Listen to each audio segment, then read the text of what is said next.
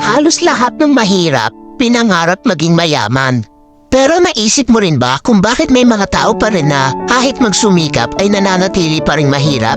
Dahil kailangan talaga ng mahirap sa lipunan. Isipin mo kung lahat ng tao ay mayaman na, sa tingin mo ba may mga construction worker pa na magtitiis sa initan para lang kumita? Kung mayaman na silang lahat, sino pang gagawa ng bahay?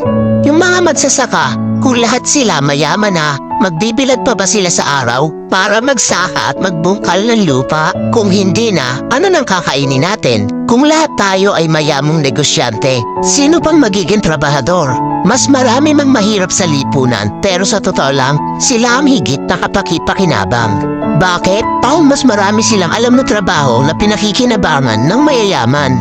Tulad ng isang kumpanya, hindi iyon magiging maunlad kung walang mga empleyado.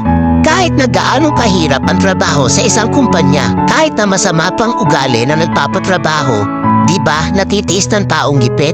Lalo na kung may binubuhay na pamilya. At higit sa lahat, hindi mo makikita ang tunay na mapagbigay at matulungin sa kapwa kung walang mahirap na tinutulungan.